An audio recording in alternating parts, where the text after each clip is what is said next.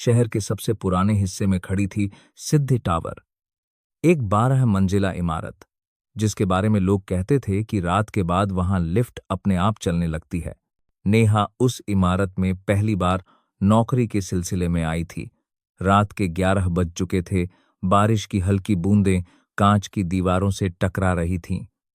Security guard ने जाते जाते बस इतना कहा, मैडम, ऊपर वाली लिफ्ट मत लेना, आज फिर 11 बज चुके हैं। नेहा मुस्कुरा दी। भूत वूत कुछ नहीं होते अंकल। ग्राउंड फ्लोर पर 2 लिफ्ट थीं। एक पर लिखा था सर्विस लिफ्ट, दूसरी पर पैसेंजर लिफ्ट। पैसेंजर लिफ्ट का दरवाजा थोड़ा टूटा हुआ था। ऊपर लाल रंग में ब्लिंक करता हुआ 11:11 PM लिखा था। नेहा ने बटन दबाया। टिंग, दरवाजा खुला।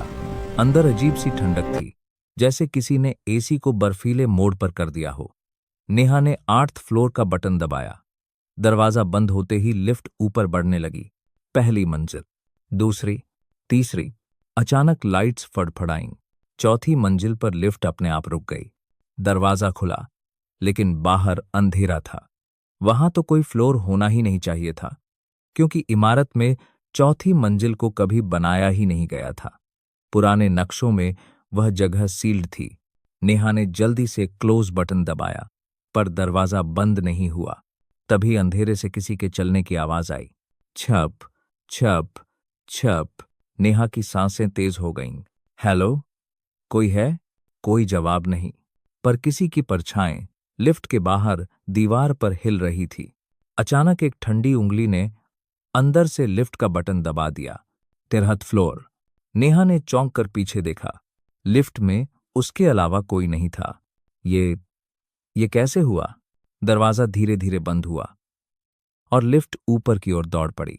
5, 6, 7, 8, 9, 10, 11। डिस्प्ले पर अचानक लिखा आया 12। नेहा का सिर घूम गया। ये फ्लोर तो है ही नहीं। लिफ्ट फिर रुकी। इस बार दरवाजा खुलते ही एक बदबूदार हवा का झोंका अंदर आया। सड़े हुए फूलों और धुएं की मिली जुली गंध। सामने लंबा सा कॉरिडोर था। दीवारों पर जल चुके पोस्टर, फर्श पर राख और हर दरवाजे पर किसी न किसी का नाम खरोंच से लिखा हुआ। नेहा पीछे हटने लगी।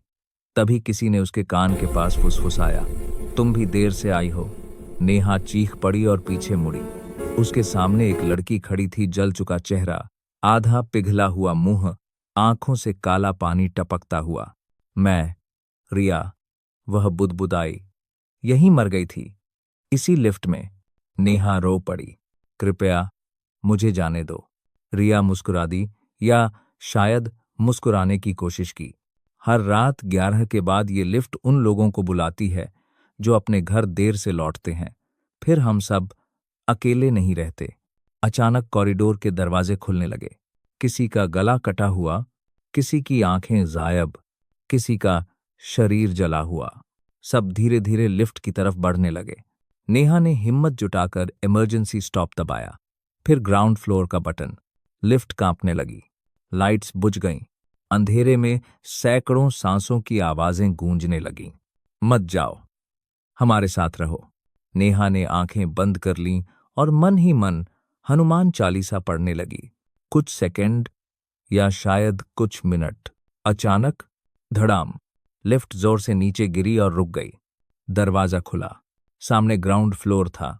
सुबह की रोशनी फैल रही थी। सिक्योरिटी गार्ड उसे घूर रहा था। मैडम, आप पूरी रात लिफ्ट के अंदर थीं। मैंने बार बार आवाज दी, पर आपने जवाब नहीं दिया। नेहा लिफ्ट से बाहर भागी और पीछे मुड़कर देखा। वही पैसेंजर लिफ्ट। डिस्प्ले पर टाइम चमक रहा था, 11:11 PM। गार्ड ने धीरे से कहा, मैडम, इस लिफ्ट में अब तक 13 लोग मर चुके हैं। नेहा का शरीर ठंडा पड़ गया, क्योंकि लिफ्ट के कांच पर उंगली से लिखा हुआ एक नया नाम उभर रहा था। नेहा।